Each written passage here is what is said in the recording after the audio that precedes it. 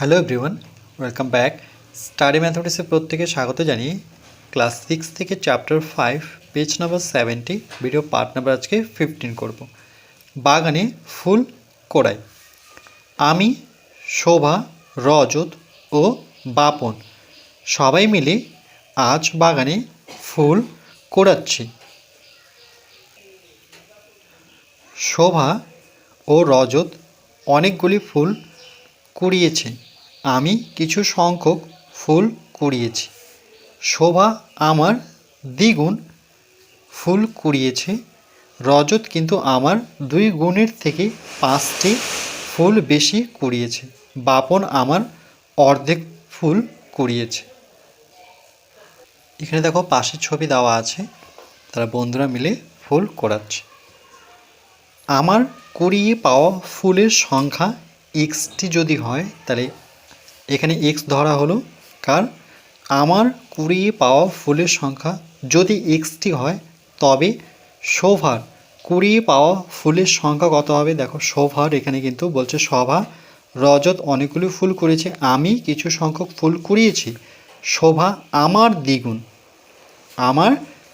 তাহলে আমার তো এক্স, এই যে আমার এক্স তার দ্বিগুণ দেওয়াই আছে, তাহলে এখানে বসাতে হবে এক্স। তাহলে 2 এর সাথে এক্স গুণ করলে 2x।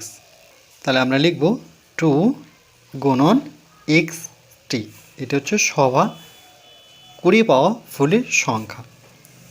এরপর আবার রজতের ফুলের সংখ্যা, এখানে বলছে রজত কিন্তু আমার দ্বিগুণের থেকে 5টি ফুল বেশি কুড়িয়েছে। রজত আমার দ্বিগুণ থেকে, তাহলে রজত আমার দ্বিগুণ, তাহলে আমার তো এক্স তার দ্বিগুণ, তাহলে এরকম হবে 2x। তার থেকে 5টি বেশি যেহেতু তার জন্য আমরা যোগ চিহ্ন দেব। তাহলে আমার দ্বিগুণের থেকে 5টি বেশি রজত ফুল কুড়িয়েছে। কিন্তু বাপনের ফুলের সংখ্যা, বাপন আমার অর্ধেক।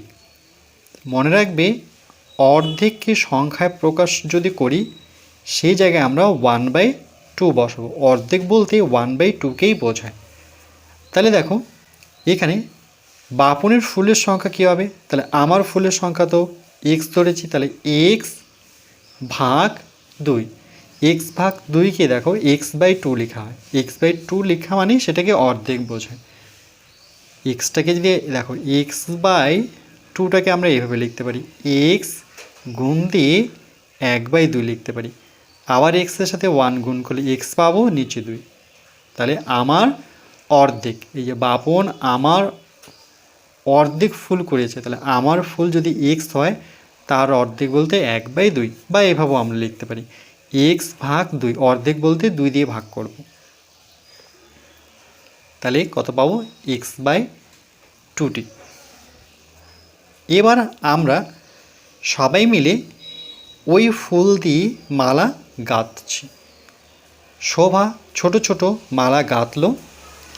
আমার মালা শোভার মালার থেকে বড়।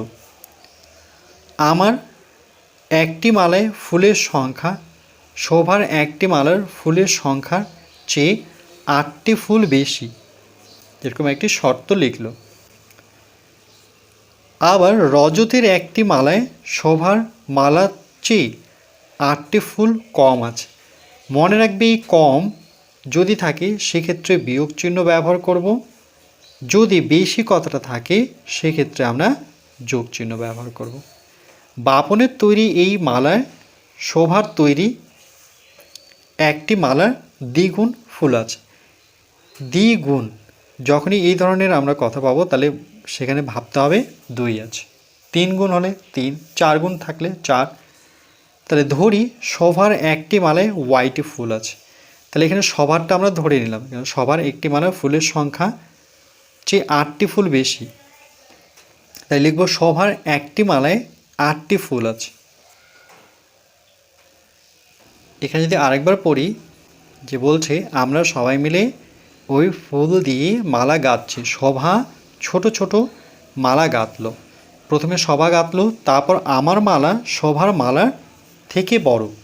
আমার মালা শোভার মালার থেকে বড়, তাহলে এখানে শোভারটা ধরে নিতে হবে। তাহলে লিখব ধরি শোভা একটি মালায় ওয়াইটি ফুল আছে, তাই আমার একটি মালায় কটি আছে? আমার একটি মালায় বলছে একটি মালায় ফুলের সংখ্যা, আমার একটি মালায় ফুলের সংখ্যা শোভার একটি মালার ফুলের সংখ্যার চেয়ে 8টি ফুল বেশি। বেশি এই জন্য আমরা যোগ নেব কার থেকে? সবার থেকে। সবার ওয়াই আর আমার 8টি বেশি, তাহলে কি লিখব? ওয়াই প্লাস 8টি ফুল। রজতীর একটি মালায় ফুল আছে, তাহলে দেখো রজতীর একটি মালায় শোভার মালার চেয়ে 8টি ফুল কম। কম মানে বিয়োগ চিহ্ন দিতে হবে। কত বিয়োগ করতে হবে? 8 বিয়োগ করতে হবে। কার কাছ থেকে? শোভার কাছ থেকে। শোভার মালা কত? 8টি, তাহলে এই ওয়াই মাইনাস 8টি ফুল। বাপনের মালায় আছে, তাহলে বাপনের তৈরি একটি মালায় শোভার তৈরি একটি মালার দ্বিগুণ, তাহলে শোভার তৈরি মালা হচ্ছে ওয়াই, তার দ্বিগুণ অর্থাৎ 2y। এটাকে আমরা এভাবে ভাববো যে শোভার মালার দ্বিগুণ হচ্ছে বাপনের মালা, তাহলে y গুণন 2কে আমরা লিখতে পারি 2y। একসাথে লিখলে পরে সংখ্যাটি আগে আসবে, চলটি পরে, মানে ধ্রুবকটি আগে আসবে আর চলটি পরে লিখতে হয়।